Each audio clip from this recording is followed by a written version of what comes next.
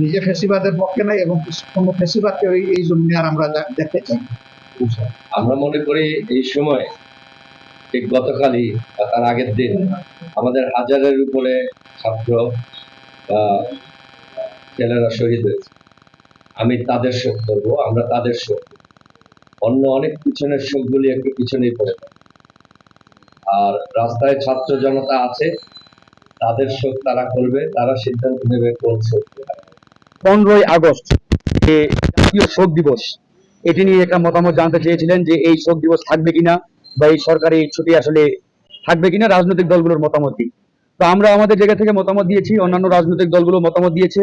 আমাদের যেটি পরিষ্কার বক্তব্য যে বর্তমান অন্তর্বর্তীকালীন সরকার কোনো ধারাবাহিক কিংবা গতানুগতিক কোনো সরকার নয়, এটি একটি বিপ্লবের মাধ্যমে প্রতিষ্ঠিত সরকার কিংবা একটা অভ্যুত্থানের মাধ্যমে সরকার।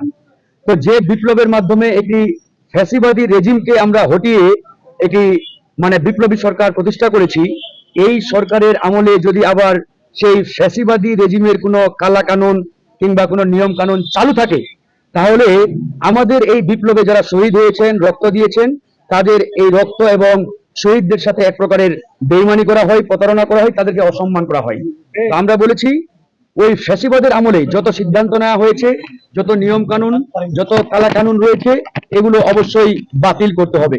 সেই জায়গা থেকে 15ই আগস্ট জাতীয় বা যে শোক দিবস, এটি আসলে বাংলাদেশের আপামর জনগণের মতামতের প্রতিফলন এখানে ঘটে নাই, কিংবা জনগণের মতামত নিয়ে এই জাতীয় শোক দিবস ঘোষণা করা হয় নাই। এটি একটি নির্দিষ্ট রাজনৈতিক দল ক্ষমতায় এসে তারা এই শোক দিবস পালন করেছে, এটাকে রাষ্ট্রীয় একটি দিবস বানিয়েছে।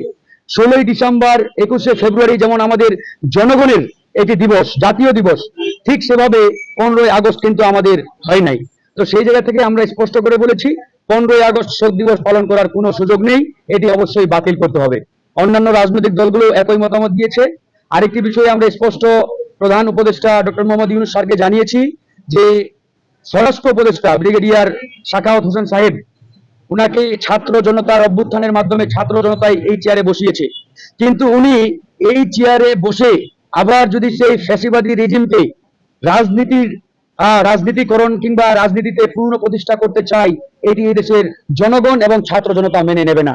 আমরা ওনাকে বলেছি ছাত্র জনতা প্রচন্ড ক্ষিপ্ত, আপনাকে অনতি বিলম্বে স্বরাষ্ট্র উপদেষ্টা ব্রিগেডিয়ার সাখাওয়াত হোসেন সাহেবকে বহিষ্কার করতে হবে কিংবা পদ থেকে সরিয়ে দিতে হবে।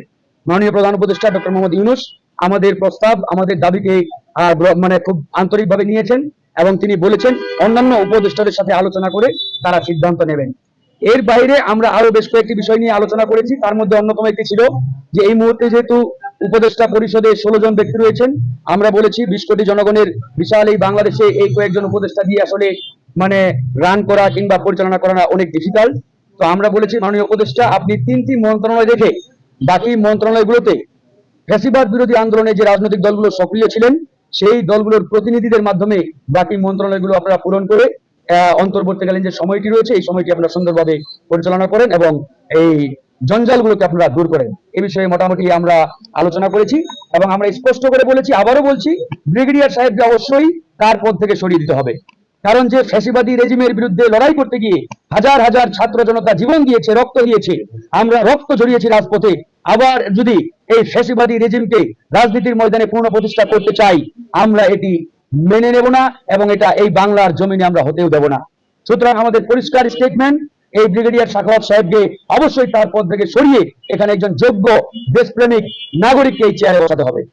রাজনৈতিক দল যারা, তাদের বিরুদ্ধে আমাদের কোনো আপত্তি নেই, যারা রাজনৈতিক দল তারা অবশ্যই রাজনীতি করবে, কিন্তু যে রাজনৈতিক দলটি গণহত্যার সাথে জড়িত এবং বাংলাদেশে একটি ফ্যাসিবাদী রেজিম প্রতিষ্ঠা করেছিল, যাদের হাতে শত শত হাজার হাজার নাগরিক রক্তাক্ত হয়েছে, এই রাজনৈতিক দলটি আসলে তার রাজনৈতিক যে কাঠামো, রাজনৈতিক যে নেচার, এই নেচার থেকে তারা বেরিয়ে পড়েছে, অনেক অনেক যোজন যোজন মাইল তারা দূরে চলে গেছে।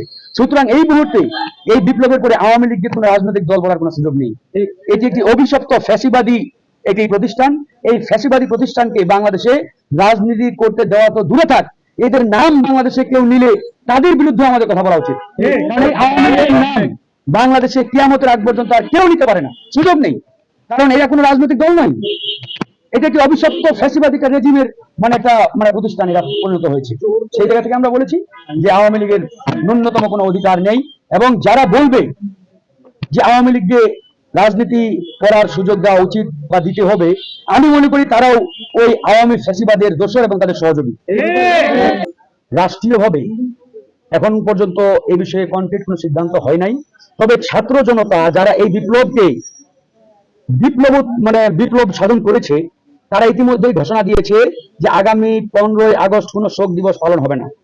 কারণ এই ছাত্র জনতার শোকের মাস জুলাই, আগস্ট নয়। আগস্ট হচ্ছে আমাদের বিজয়ের মাস। আমরা একটা ফ্যাসিস্ট রেজিমকে বিদায় করে আমরা বিজয় অর্জন করেছি। তাই বিজয়ী ছাত্র জনতা আজকে থেকেই রাজপথে আছে এবং থাকবে। কালকে কোনো শোক পালন হবে না, আমরা রাজপথে আছি, রাজপথে থাকবো ইনশাআল্লাহ। ছাত্র জনতা রাজপথে থাকবে। জামাতে ইসলামী বাংলাদেশের একটি নির্যাতিত রাজনৈতিক দল। আজকে মূলত তাদের সাথে আমাদের একটা সৌজন্য সাক্ষাৎ ছিল। এটি রাজনৈতিক কোনো বিষয়ে আমাদের কোনো মিটিং ছিল না, সৌজন্য সাক্ষাৎ। তারাও নির্যাতিত, আমরাও নির্যাতিত। যেহেতু একটি বিপ্লবের মাধ্যমে আমরা দ্বিতীয় স্বাধীনতা অর্জন করেছি, আমাদের মাননীয় আহ্বায়ক কর্নেল অবসরপ্রাপ্ত মিয়া মুর্শিদুজ্জামানের নেতৃত্বে আমরা আজকে এই সৌজন্য সাক্ষাতে আমরা এখানে অংশগ্রহণ করি।